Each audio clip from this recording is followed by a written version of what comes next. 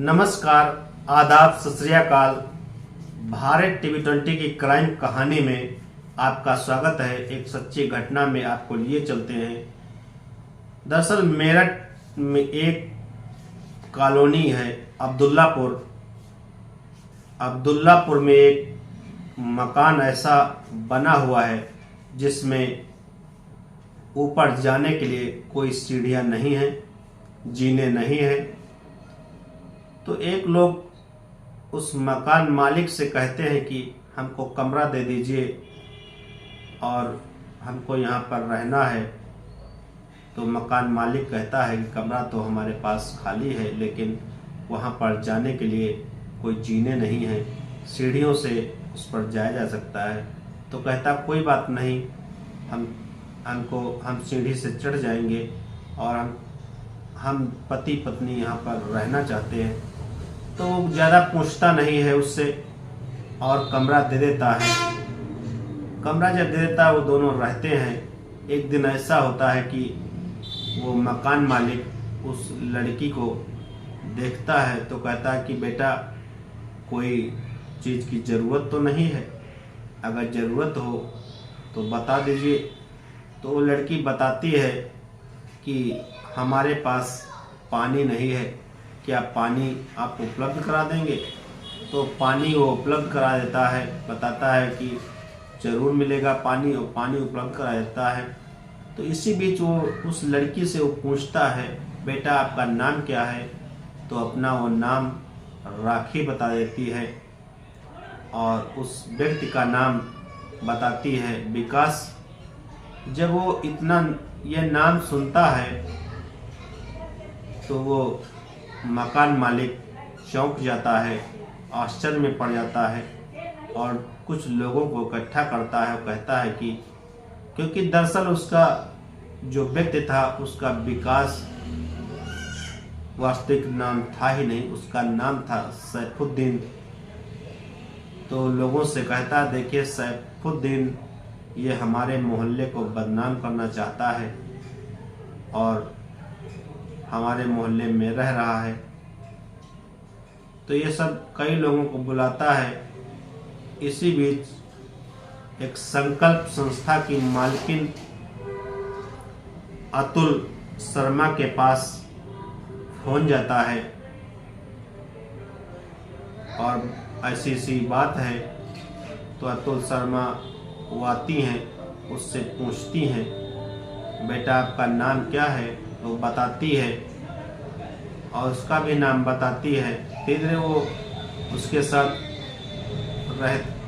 ले जाती है अपने घर पर, और घर पर जब ले जाती है तो अपने बच्चों से मिलाती है। तो इसी बीच वो थोड़ा उसका घुल मिल जाती है और तब वो बताती है अपनी पूरी बात की, नंबर देती है और बताती है कि मैं किसी से घर में कोई बात नहीं करूँगी, हम केवल अपने ये ताऊ जी का नंबर है, ताऊ जी से हमारी बात, तो हम उन्हीं के साथ जा सकते हैं। तो इसी बीच वो अतुल शर्मा जो संस्था के मालिक होते हैं या होती हैं वो फ़ोन मिलाते हैं और उससे बात करते हैं। तो बताते हैं कि मैं आर्मी से रिटायर्ड एक अधिकारी हूँ, मेरा बेटा एक फौज में अधिकारी है और मेरा भतीजा खुद आईएएस है। तो ये जब सुनती हैं तो उनको यकीन ही नहीं हो रहा था कि एक आईएएस की बहन इस हालत में। तो जब बातचीत होती है तो बताते हैं कि फलानी राखी हमारे पास है। तो ताऊ जी तुरंत कहते हैं कि आप पुलिस को मत फ़ोन करिएगा, हम इतना ही टाइम लगेगा जितना हम वहाँ पहुँचने में टाइम लगे। और वो तुरंत इतना ही टाइम लगा, वो वहाँ पहुँच गए। उस लड़की से बात करते हैं, वो रोती है, अपने ताऊ जी के लिपट जाती है और बताती पूरी घटना। कहती है कि हम जुड़वा थे, एक भाई एक बहन। तो जुड़वा जो लड़का था वो अपने माता के पास रहता था और ये लड़की अपने दादी के पास रह रही थी, पालन पोषण चल रहा था। तो कहती है कि हमसे कोई बात नहीं करता है, हमको कोई मानता नहीं है और हम वहाँ आपके साथ जाते हैं, वहाँ ताऊ जी नहीं मानती, आंटी नहीं मानती, माँ नहीं मानती। तो हम इसी बीच ये दिखाना चाहते थे कि हम भी बाहर निकलकर कमा सकते हैं, खा सकते हैं। तो ये, लेकिन क्या पता था उसको कि घर में जो रह रहे हैं उनसे ज़्यादा जाहिल खौफनाक भेड़िया रास्ते में मिल जाएंगे। उसने बताया कि हम घर से निकले और शाम हो चुकी थी। एक बाग बगीचे से रोड निकली थी, वहीं पर जा रहे थे और रात के अंधेरे में एक ट्रक निकला। ट्रक वाला आगे चला गया और फिर बाइक करके पीछे लाया और बताया कि यहाँ क्यों घूम रही हो, यहाँ पर बड़े बड़े जानवर रहते हैं और कहीं आपको कोई क्षत पहुँचा देंगे या काट लेंगे। और तो कहता है कि आप परेशान मत हो, हम आपको ले चल के एक शहर में, आपके शहर में छोड़ देंगे, आप घर अपने चली जाना। और विश्वास में लेता है। क्या नाम पूछता है तो बताती है राखी नाम है, और फिर ट्रक में बिठा लेता है। ट्रक में दो लोग होते हैं और इसी बीच उससे सारी बात पूछता है और पूछने के बाद एक बोतल से पानी पिला देता है। पानी में हो सकता है कोई नशीला पदार्थ मिला हो, इसलिए वो लड़की गहरी नींद में सो जाती है। जब सो जाती है तो उसके साथ ट्रक ड्राइवर और उसका एक और साथी था, दोनों लोग बारी बारी से उसके साथ संबंध बना रहे थे। और एक 18 साल की लड़की उसके साथ जब बारी बारी से संबंध बना रहे थे, इसी बीच उस लड़की की आँख खुल को उसके साथ संबंध बना रहा है और शरीर पर एक भी कपड़े नहीं हैं। तो बहुत परेशान होती है। तो ट्रक ड्राइवर उसको डराता है, धमकाता है, कहता है कि अगर आप कहीं चिल्लाई या कुछ की तो आपको हम जान से मार देंगे, जो हम कहें वही आपको करना है। इसी बीच वो ट्रक ड्राइवर ले जाकर के हरियाणा पहुंचता है। हरियाणा में भी उसका जो ट्रक का भाड़ा काम होता है वो करता है, वहीं पर एक कमरा लेकर के रहता है। कुछ दिन के बाद उसका काम वहाँ समाप्त हो जाता है। फिर आता है सीधे हरियाणा आता है। हरियाणा आने के बाद वो एक हरियाणा से फिर मेरठ आता है। मेरठ आने के बाद वो एक कमरा लेता है अब्दुल्लापुर कॉलोनी में, और अब्दुल्लापुर कॉलोनी में 1 महीने से लगभग उसके साथ रह रहा था और पति पत्नी के रूप में इतने दिन से संबंध बना रहा था, उसी तरह रह रहा था। वो लड़की उसी की भाषा बोलती थी, तो ताऊ जी उसके जो आए उसको सीधे घर लिए चले गए। अगर कहीं पुलिस थाना हो जाता तो हो सकता है लड़की वो ट्रक ड्राइवर की भाषा बोलती, इसलिए वो जो संस्था के मालिक थे अतुल शर्मा, उन्होंने उसको सुपुर्द कर दिया। और वो उन्होंने कहा कि समय समय पर आप हमसे बात कर सकते हैं। तो फिलहाल आगे की कहानी कुछ इसमें फिर क्या हुआ नहीं पता है, लेकिन अतुल शर्मा बताते हैं कि वो सकुशल अपने वहाँ है। तो कहने का इस कहानी का आशय ये है कि वो सबसे बड़ी कमी, एक जो ड्राइवर इतने दिन से एक लड़की से बेखौफ होकर के संबंध बना रहा था, उसको सजा नहीं मिली। वो इधर उधर घूमता रहा, क्योंकि अपनी बेइज्जती के डर के मारे वो सीधे लिए चले गए। लेकिन यहाँ पर ये होता है कि अगर लड़का या लड़की में आपको भेद नहीं करना चाहिए, उनको बराबर परवरिश करना चाहिए।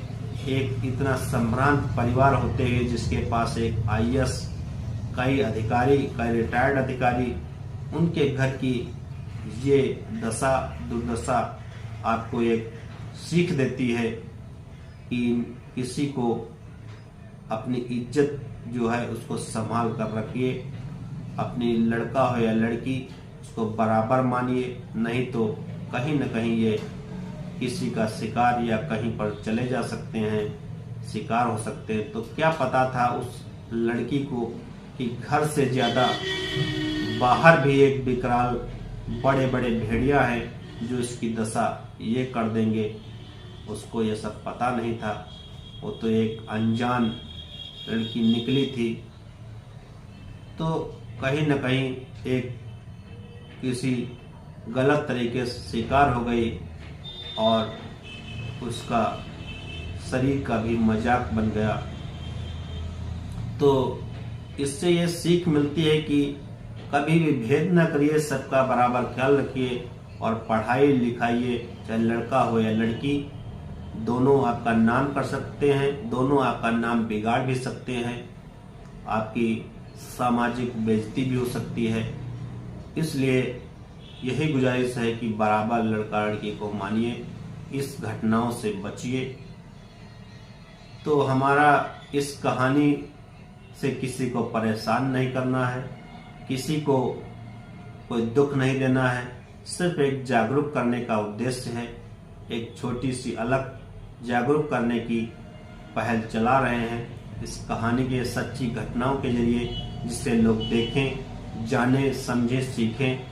और सभी लोगों से ये भी निवेदन है, चाहे लड़का हो या लड़की, वो अपने घर में जो भी है उसमें मस्त रहिए, उसी में रह करके आप आगे बढ़ने की कोशिश करिए, अपनी तैयारी करिए। घर से निकलते ही बड़े बड़े भेड़िया आपके शरीर, आपके सारे उससे खिलवाड़ कर सकते हैं, क्योंकि कोई बाहर निकलने पर सब अनजान रहते हैं, वो गलत तरीके से देखते हैं। हो सकता है कि कोई मिल जाए सही या आपको कहीं सही रास्ता दिखा दे, लेकिन घर से हितैषी कोई नहीं हो सकता। घर में जो माँ बाप भाई हितैषी हैं, उससे हितैषी कोई ज्यादा हो नहीं सकता। बाहर लोग तो लूटने का काम करते हैं, हड़पने का काम करते हैं, आपके शारीरिक शोषण का कार्य करते हैं। इसलिए घर को छोड़कर मत जाइए। और सभी से ये भी अनुरोध है कि भेदभाव मत करिए, लड़का हो लड़की सबको बराबर पढ़ाइए, बराबर लिखाइए। तो इससे केवल जागरूक करना उद्देश्य है। नमस्कार, आप देखते रहिए भारत टीवी 20 क्राइम की सच्ची घटना, और लाइक, शेयर, सब्सक्राइब करना न भूलें।